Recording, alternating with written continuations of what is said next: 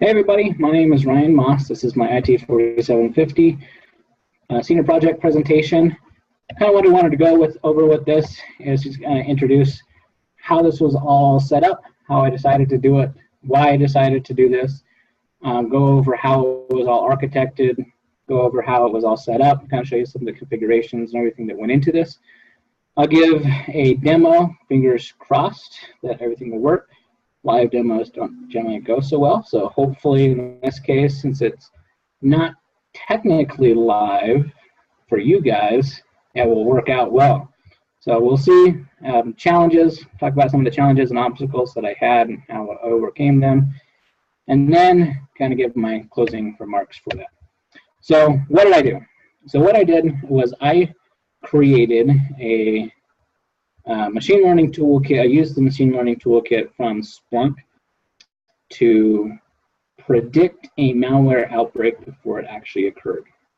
So some of the things that I just said there. So Splunk is considered a SIEM, which is a security information and event management system. In security, we use it all the time for detecting different attacks that are happening within the network, within the environment. It basically is a log aggregator that collects the different logs, and then we can create different alerts and different conditions. Based on those conditions, it will create alerts for us to act on them.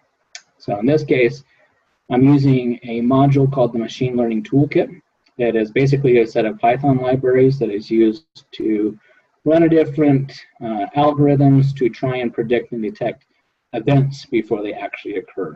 So why did I decide to do this? I ultimately wanted to do this to see if machine learning really is what it's all cracked up to be. It's kind of one of the buzzwords that's going around today in security and really within data mining in general, using machine learning to detect things and predict things before they happen. So I wanted to see if it was really actually feasible to do within a security environment and hopefully within an enterprise environment to try and hopefully detect things before they actually happen. So that's why I wanted to do it. So how I set this all up and how it's all architected. I had an old checkpoint firewall that I wasn't using for anything that I collected somewhere along the line.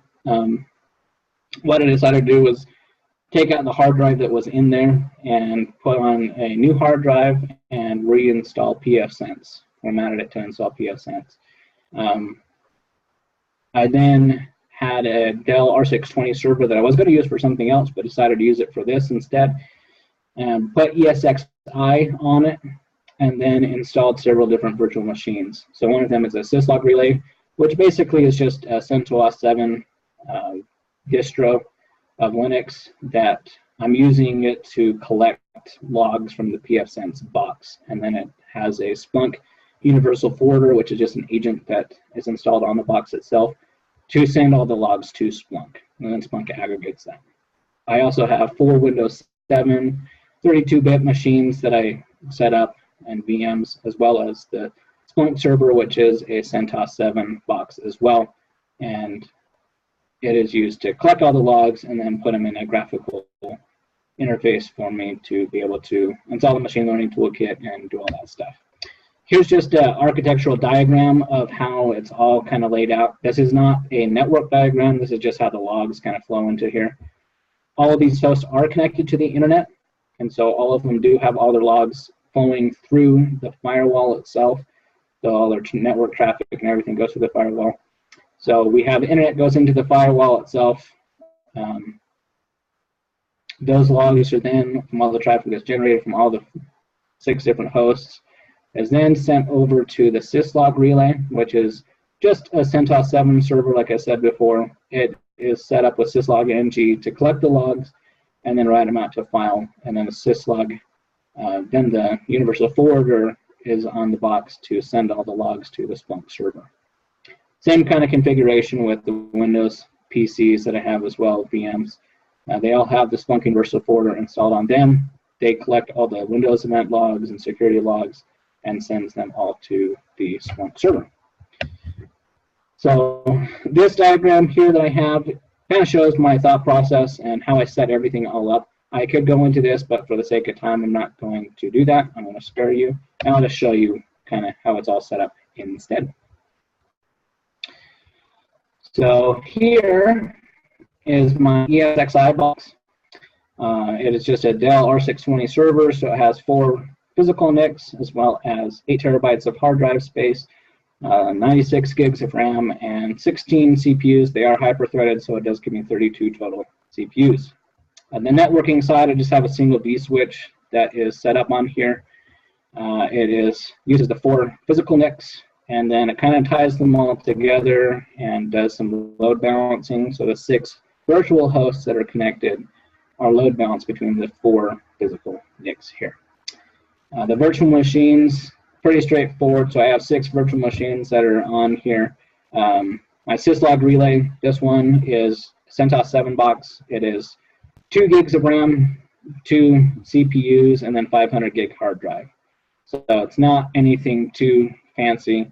I needed some hard drive space just in case something did happen to the Splunk Universal Forwarder. I have backup copies that I could then re-ingest stuff down the line.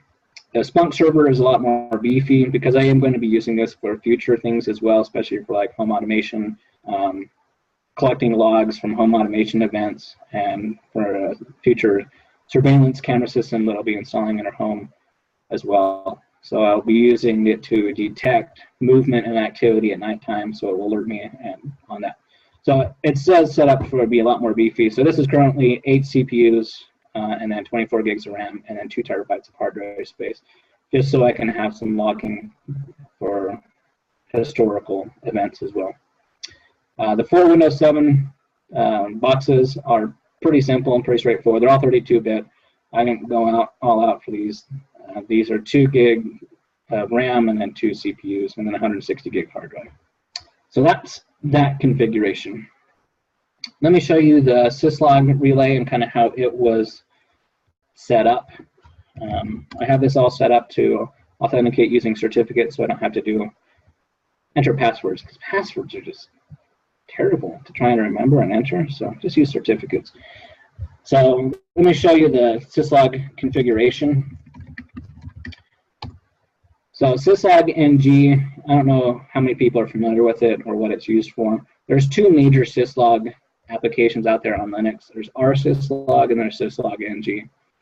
rsyslog is installed on pretty much every single Linux distro out there by default. That is what's used to collect all of your local syslog messages. So like anything under varlog messages, varlog cron, varlog secure, any of those things, it is usually uses rsyslog to actually write out those files. It is good for basic everyday use. For what I was using, I could have used it. But for an enterprise level, syslog NG is much better. It does do multi-threading if you're using TCP. So if you have multiple cores, it will multi-thread that across them. So it makes it a lot faster, a lot more efficient, and it can handle a lot more information than rsyslog can. rsyslog generally will start choking at a few gigs of data. Syslog NG won't. So that's why I decided to go with syslog NG. When setting up syslog NG, there's 4 things that you need to set up, 4 stanzas that you need to set up. First one is a source. So where is the traffic coming from? Or where is the data that you're looking for? In this case, I'm looking for anything UDP, anything TCP over a 514. 514 is your standard syslog port. So I'm looking for any TCP or UDP traffic from any host, port 514. The next thing that you need to configure is a destination. So where a log is going to go to. You don't actually have to have this in like really any particular order, as long as you have these stanzas. So next thing is the destination. So where are the logs going to? You can send it to another server if you want. You can transform the data beforehand and then send it over there. You can create templates to transform the data. There's a lot of things you can do with syslog NG. In this case, I just want to write it all out to a file. So I'm sending it to data, syslog NG, $log host. That is what host is actually collecting the logs. So in this case, it's SLAP01 SELPD.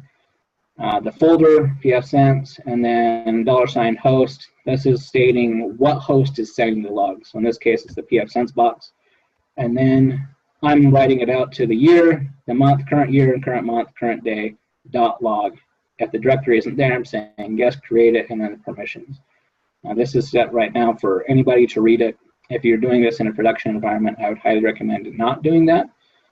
just so your logs are a lot more secure. So certain groups and certain users can actually read it. Add the Splunk group to one of those groups that can read the files, so then you don't have to worry about everybody being able to read your files. The next thing you need to do is enter in a filter. So this is how are you going to know that it's from a certain host or from a certain event, or what is it that you're looking for? And that's what a filter stanza is.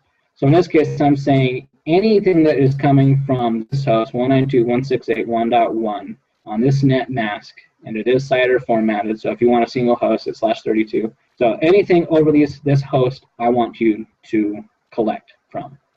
And then your log stanza combines all the things together and it actually says you want to actually log it. So I'm saying anything from the source network with the filter of pfSense, and then write it to the destination of the pfSense. So that's that. Let me show you real fast the Splunk configuration as well.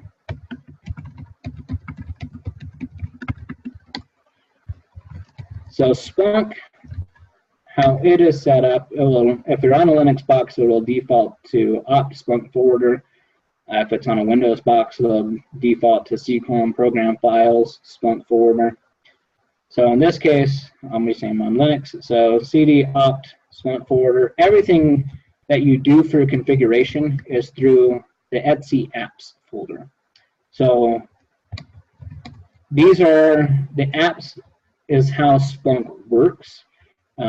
You can create different applications for different things. On a forwarder, you're basically creating an app to create some input configurations. So how are you going to input the data, and then you also have an output configuration as well. So where are you going to send it to? So in this case, I created a new application or new app called syslog config, and then created a default folder for that. And then here's my inputs.conf. Everything goes through a .conf file. So I'm saying I want to monitor for the data folder, the syslog-mg, ... that is like almost like a wildcard that you can use. So anything in here, it will look for any host. So in this case, this was my syslog configuration.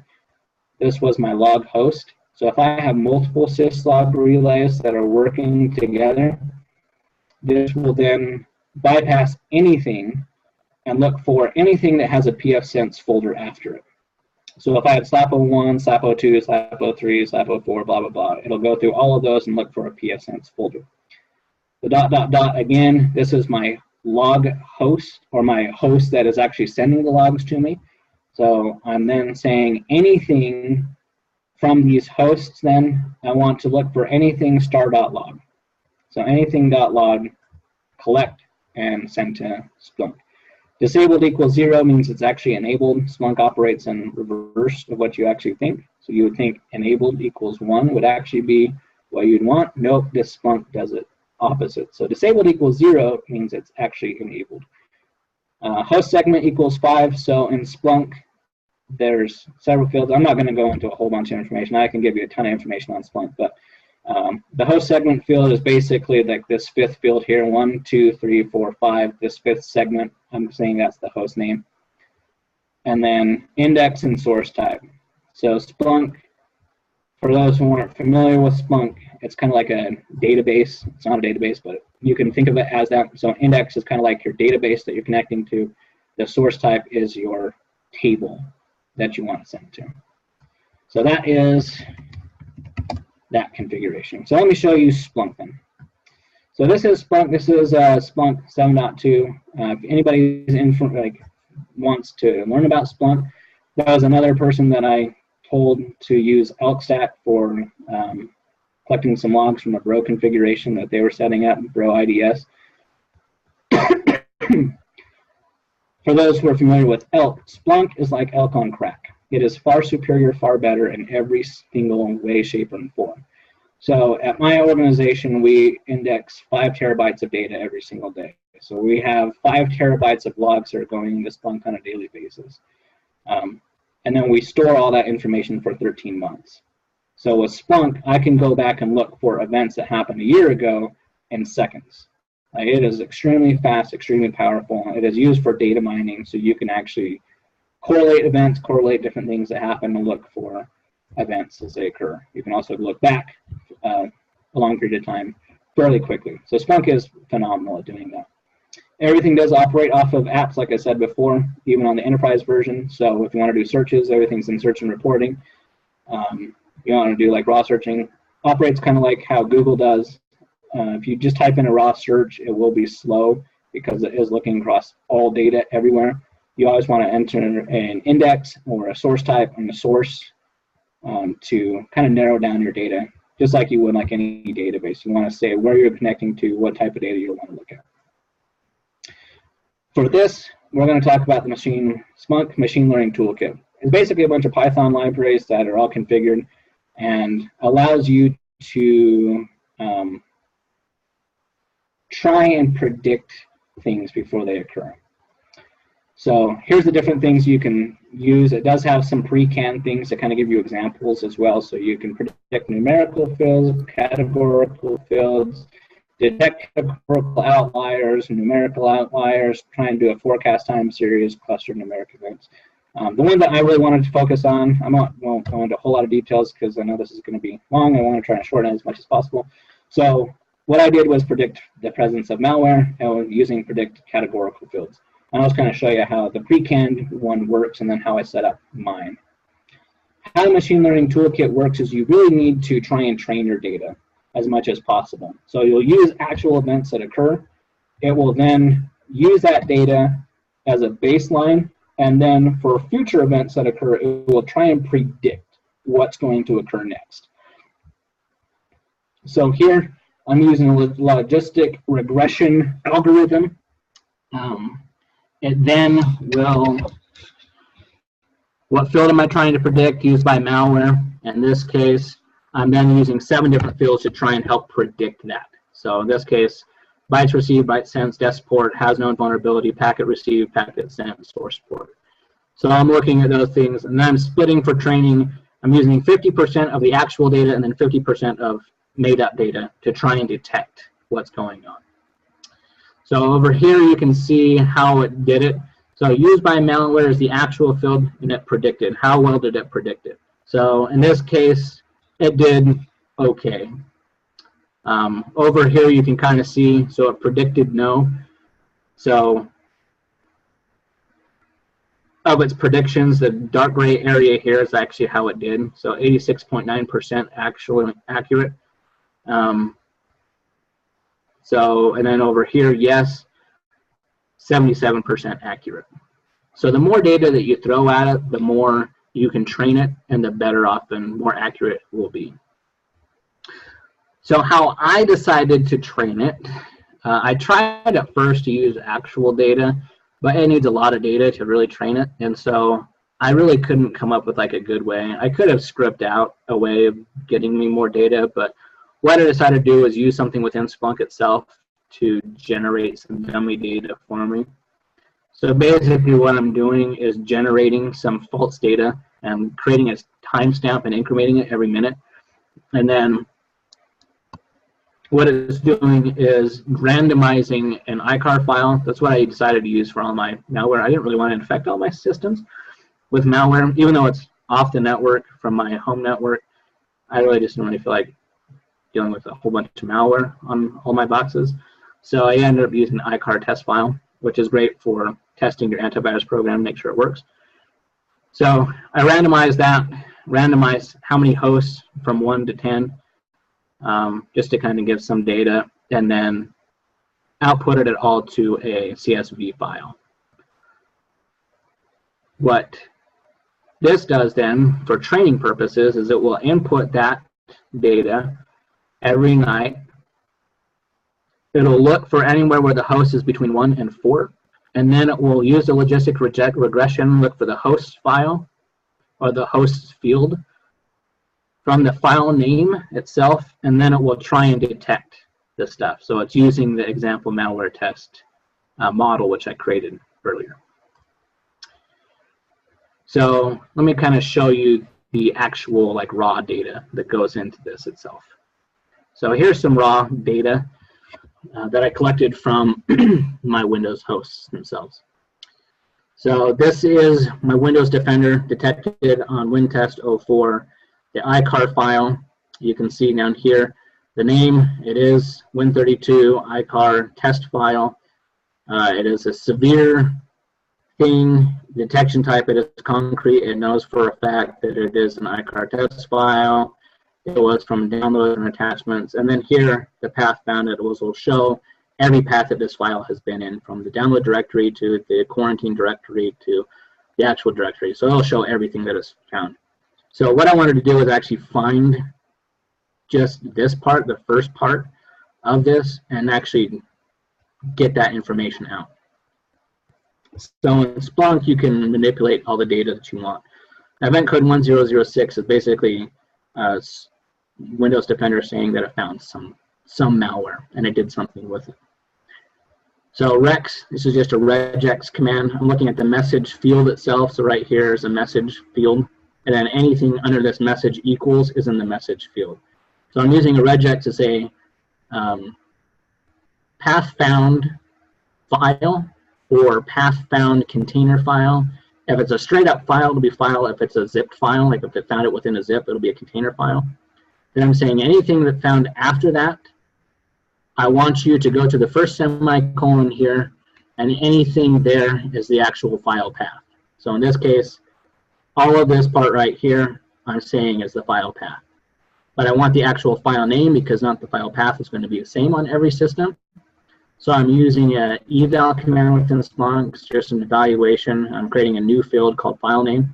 MB index is basically saying it's a multi-value index. So I'm trying to state where at this is at. So I'm creating a multi-value field and splitting it based off of this, the slashes within the file.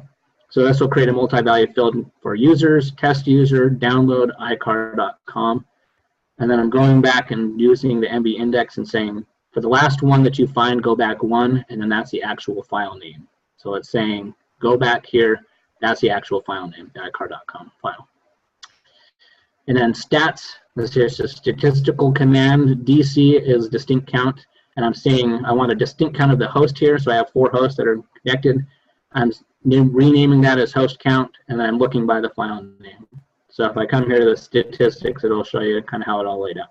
So the iCar.com file was found on 4 hosts. iCar.com.txt was found on 4 hosts. iCar_com zip 3 hosts, 1 host. There. All right. So how am I detecting this? So what I'm doing is running the same search basically from the search I just showed you before. So I'm looking at 1006 events. I'm looking for the last 5 minutes to now, to the current time. This alert is set to run on a cron schedule every 5 minutes. So you can see down here from minute 2 to 59, every 5 minutes it's running. It is then pulling out the file path field. I'm then stating from the file path field, I want you to split it and then give me the file name, giving the distinct count of hosts and renaming it as hosts, because that's what the field is in the example malware test model that is here. I'm saying anywhere between 2 or 4 hosts, basically, between 2 and 4 hosts, I want you to find. And then using the example malware test prediction, I'm then going to predict anything greater than 2 hosts. So 3 or more hosts, if you find that, trigger an alert. That's been a lot of information. Let's do a demo. Let's see if it actually works. So here I'm on my host here, so we'll go to 3. I'm going to download the iCar.com file. You can see here, virus detected, potential harmful. Great, so that's working. Here I'll do the .com.txt file and download a couple times. Okay, so I downloaded on 2 hosts. Fingers crossed that this will actually work. So I'm going to run this now. If it doesn't find anything, if there's no more, if it doesn't predict more than 2 hosts that it's going to go to, it'll come up and say no results found. So in this case, it's not finding anything. So I'll run it again, make sure that it comes back with the results that I need.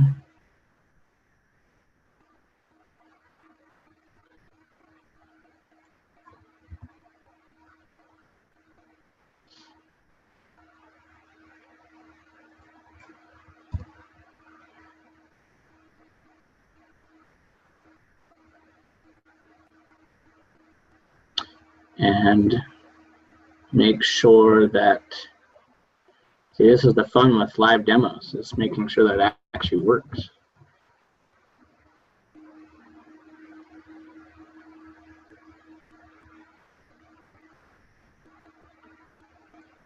So come here, make sure it sends it.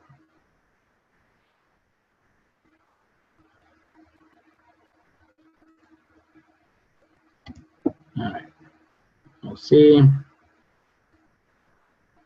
Okay, so there we go. So it did find that the data was just delayed a little bit in coming through. So it did find the icar.com file. It did detect it on 2 hosts. It's predicting that it can go up to 4 hosts. So